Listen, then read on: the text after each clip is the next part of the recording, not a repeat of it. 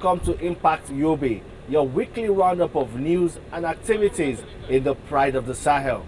My name is Femi Akonde.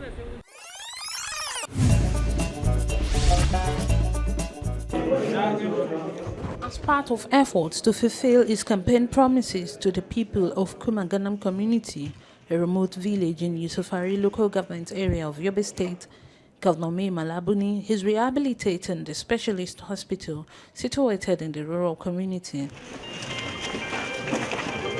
Inspecting the structures is the Commissioner for Health, Lawan Ghana, to see if the contractor live up to expectations and to get first-hand information on the facilities.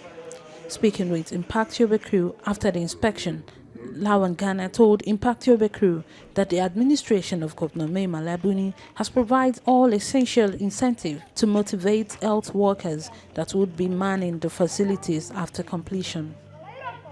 The ongoing renovation of one of our general hospitals, that is General Hospital Kumaganam. This was a project that was started by His Excellency, the Executive Governor of Yobe State, Honorable May Malabuni, in line with one of his campaign promises where he assured that in each local government there will be one general hospital. So far we have gone round the facility and we are happy with the quality of work and then the progress of the work that is ongoing. The little challenges around some slight structural adjustments that needs to be made are very minor things that will be taken care of. But then by and large, we're actually very happy with this. As you can see, this town is one of the remote, it's one of our rural settlements. But in view of the concern of His Excellency with the health and well-being of the people of the state, he assured that he's going to bring in quality healthcare services to all the nooks and crannies of the state. Part of the encouragement and motivation for the healthcare workers is the provision of all the accommodation that you have seen. There are 10 units of 1 bedroom, 2 units of 3 bedroom, and another 3 units of 2 bedroom flats, which are tastefully built, and they'll be tastefully furnished and then provided with all the amenities that are needed for them to be able to stay. Secondly, the government of His Excellency is also very, very poised towards providing all the incentives that health workers need for them to be able to stay and work in the locations that they are at. And like I said, this is just the beginning of the infrastructure that we provided in these locations. So there will be a lot to do in order to, what I mean is that there are plans to incentivize and motivate the health workers to stay and do their work very well and happily. Some residents of Kumaganam thanked Governor Buni for keeping to his words, noting that the upgrading of the facility would go a long way in ameliorating the sufferings of the locals and residents of neighboring villages. This hospital is going to help the local people. Before, we don't have any general hospital that we're going to bring our sick ones. But now, by the approval or by the this rehabilitation, it helps our local people to bring emergency things that will not be able to bring it to other area that is too far for us. Now, I want to thank to the Governor, My Excellency May Malabuni, to the construction of this General Hospital of Kumaganam. This town is located with Sahara area, and now this hospital is very, very clean. It's very constructed with many items. The old practice of taking even... The Director General of Governor May Malabuni speaks on the healthcare policies achieved so far under Governor Buni's administration. He promised to build or expand to build a functional primary health care center in each of the 178 political wards in the state. Happily, after 1 year, 53 have been executed. In every primary health care, we now have a functional laboratory. We have labor rooms. We have female and male wards for admission of patients. We have consultancy rooms. we have waiting areas enlarged or built so that it will accommodate so many people. This is done so as to check or to provide a functional healthcare delivery at the rural areas. When the primary health centers are functional, you do not overstretch facilities at the secondary and tertiary institutions. Some of these elements are taken care of at the primary level now. So you see the old practice of taking even ordinary headache, you go to a secondary or tertiary institution, health institution, is now taken care of at the grassroots, that is at the primary health centers. So we now have, proudly, like I said, we now have 53 functional primary health centers in the state.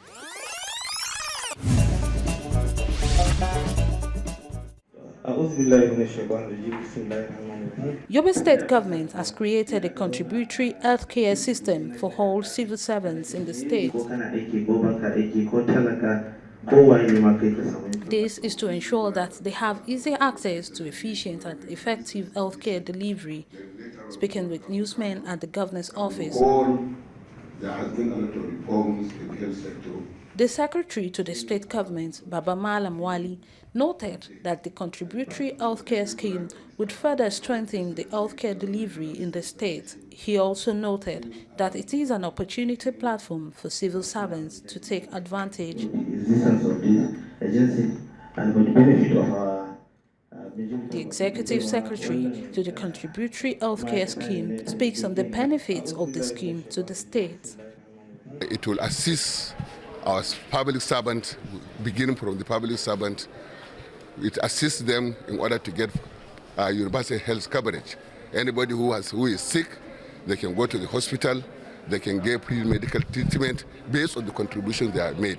And those who are not sick, they will also contribute to those people who are sick, because this is what the contributory health system is all about. So it will assist everybody who could not be able, otherwise would not be able to get treatment from this system. This is the purpose to which this sensitization is taking place. They have started with the governor's office. They will move within the next 1 week. They will sensitize all the other ministries. Every person, every individual who is going to contribute 1.75% of his salary. The state government will make additional contribution of 3.25% of all the total emolument.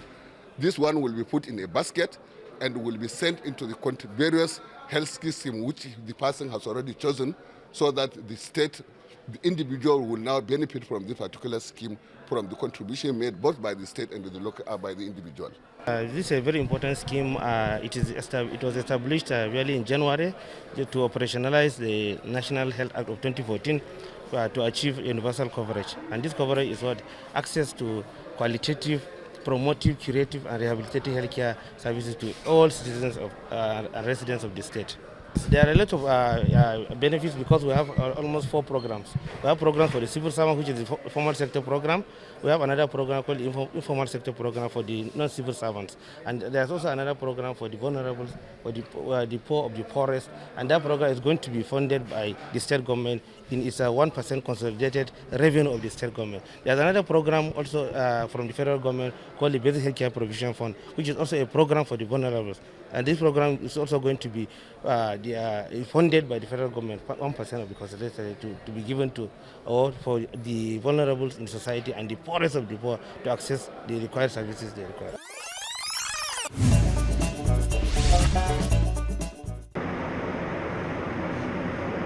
As part of efforts to boost socio-economic activities at the local government levels, Governor Mai Mala Buni has approved the construction of ultramodern markets in Portiscom and Gesho local government areas respectively. The official signing of the contract agreement took place at the Ministry of Commerce in Damaturu. The construction of the 2 markets, which is more than 4 billion naira, was awarded to 2 Nigerian companies. Both contracts has a duration period of 12 months completion.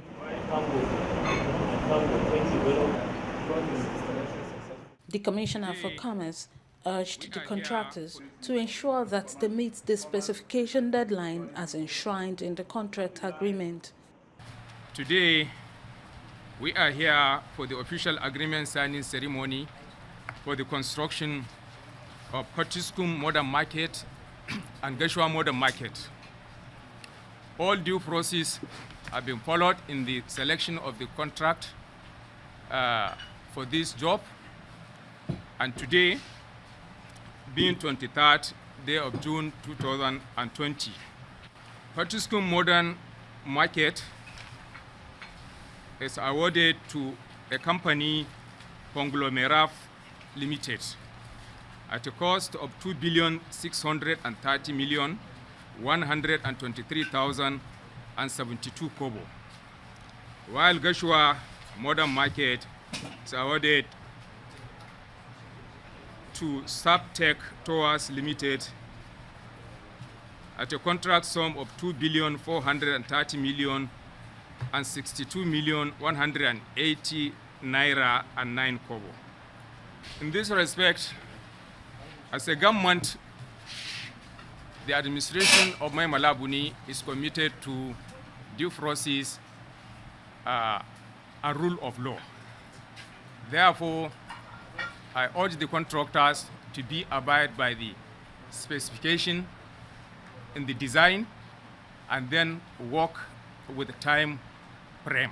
The state lawmaker representing Potiskum constituency applauds Governor Buni for the initiative, but like Oliver Twist, he says they want more. Promise made, promise fulfilled. I want to thank Almighty Allah for making this day a reality and thank His Excellency, the Executive Governor of Yobe State, for making our local government one of the priority. This is his policy that I made during the campaign and his inaugural speech. And today, as a member representing Potiskum, we officially mark the signing of the contract to begin the Potiskum Modern Market. So on behalf of the people, we sincerely appreciate this effort and we seek for more. The Healthcare Task Force on COVID-19, in collaboration with two non-profit organizations, have organized a one-day sensitization workshop for civil society organizations and media practitioners on COVID-19 response in Yobe State. The training was performed at the National Open University Hall in Damaturu. In his opening remarks, Commissioner for Information, Home Affairs and Culture in the state commended the CSOs and the media for their untiring efforts in the fight against the spread of the pandemic.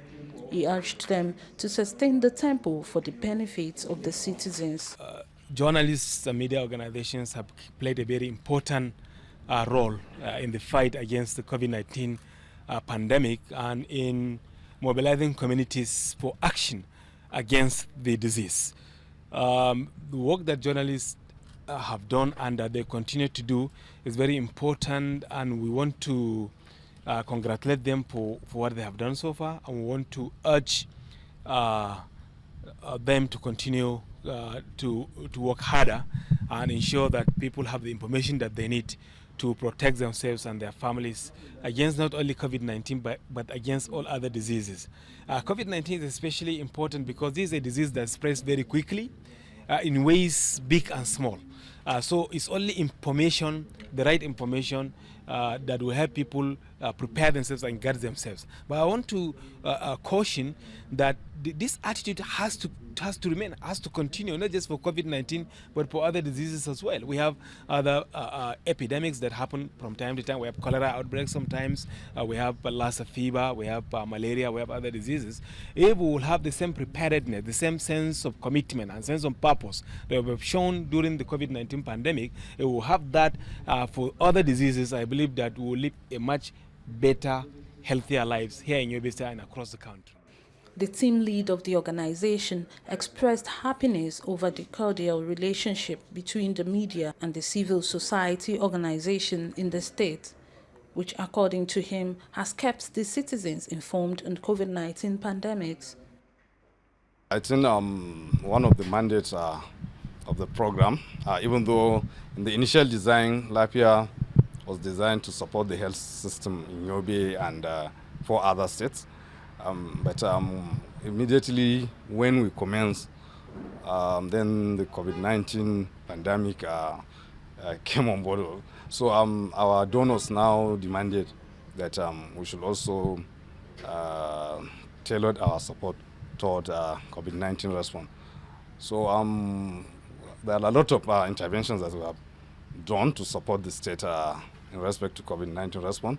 And one of the challenges we have seen is that there are some, misinformations and misunderstanding, a lot of misinformation and misunderstanding, especially on the social medias, a lot of insinuation also that in some instance that health workers are being enticed financially to falsify figures as respect to COVID-19, and there are some even doesn't believe that the virus is a living organism. It's like a man-made something, So there are a lot of all this. It's also then we now say, okay, the easiest thing to do is that let's have the media and the civil society organization sensitize them, so that they will go out and now inform the general public about the actual facts on COVID-19.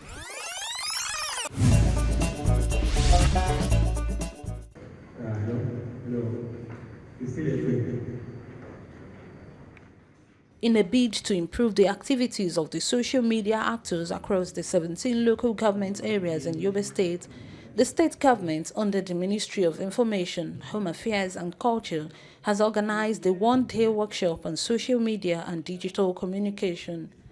The theme of the workshop is tagged Building a Strong Social Media Presence in an Age of Attention Deficit. You want to know what is happening in your area, or maybe Speaking with journalists after the event, the Commissioner for Information says the workshop is to improve the writing skills of some of the social media actors to show them the modern ways of using smartphones to dish out and receive information. Here in Yobe State, we have many youth who are very active on social media. And as you know, social media today is very ubiquitous. It is everywhere. And people attend more to social media than they even attend to traditional media.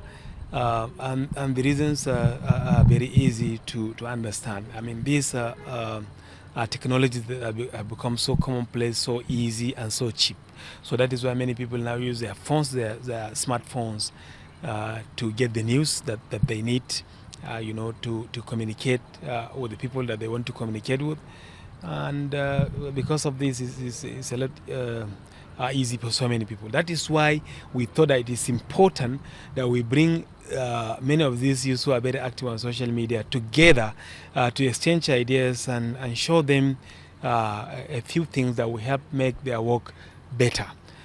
Many of them are influencers, and because many of them do not have traditional journalism training, a BSc in mass communication or journalism, for example, because they do not have that kind of training, we thought that we need to sharpen their skills and train them on how to be effective on social media, how to avoid things that could lead to litigation, for example, how to avoid fake news or spreading fake news, how to ensure that they provide context and background to some of the things that they put so that people are better informed and not confused by what they see posted on social media. This is the reason that His Excellency Governor Malabuni thought that we need to bring these youths together to train them through the Ministry of Information. Some of the participants says they are grateful to the state government for providing such opportunity for them to exhibit their social media knowledge.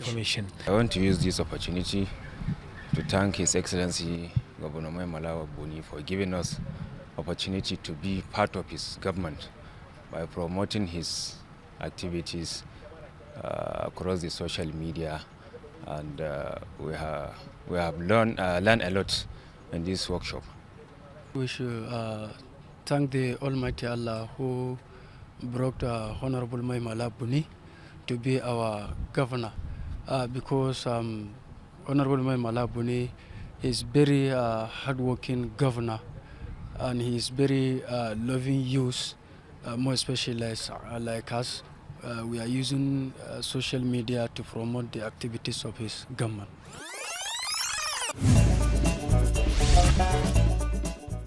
Large number of youths from Zone C of Yobe State have converged to celebrate Senator Ahmed Lawan for clocking 1 year in office without crisis at the Red Chamber. The youth thanked the Senate President for his good works on individuals and in communities within his constituency. Convene our social media actors, including our youth, in order to give honor to our mentor, our leader, Senator Ahmed Ibrahim Lawan, to honor him because he spent 1 year in office peacefully without any problem in the National Assembly. In the history of National Assembly, there was and there is no any leader, any Senate President that reached a year without problem in the National Assembly. So our mentor, our leader, is the one that spent complete 1 year now without any problem in the National Assembly. This is in line with appreciation to Almighty Allah by the youth of Zone C to celebrate His Excellency, the Senate President of the Federal Republic of Nigeria, for reaching 1 year in office. And they celebrate him because of the development project he has bring to Zone C. He has done so much to our people, but we still look for more. And we pray for Allah to continue to guide him and give him the wisdom to continue to carry out the good work he has been doing it. The convener of the event outlined some of the achievements made so far by the Senate President within the zone. He facilitated construction of roads from Gasamu up to Gogaram. And apart from that, he facilitated, securing employment to so many of our youth. And also, he has facilitated and secured construction of 2 hostels to Federal University Geshua and 2 laboratories to Federal University Geshua. So there are so many achievements, and also clinic. And one of his famous achievements is the facilitation of the establishment of Federal University Geshua. About 2 days ago, Mr. President has assented the establishment of Federal University Geshua, and all this is possible, or was possible, through our leader, that is Senator Ahmed Ibrahim Lawan. This is the kind of gathering that we are calling for. This is the kind of gathering that youth of these days will engage. Gone are the days when youth will engage in violent activities during political activities, and this is the time that the youth will get to know. As you can see, going by the gatherings here today, we have our notable elders, our party leaders. A lot of elders are here with us, and this is an occasion, this is a program organized for the youth and by the youth. But from the way you are seeing things, you will bear me witness that, sincerely speaking, we are now in a new era of politics in Yobe State. And that's the program this week. Thank you very much for being a part of it. Until next week, when we come your way again with fresh news and updates from the pride of the Sahel. The program has been Impact Yobe, and my name is Femi Akonde. See you next time.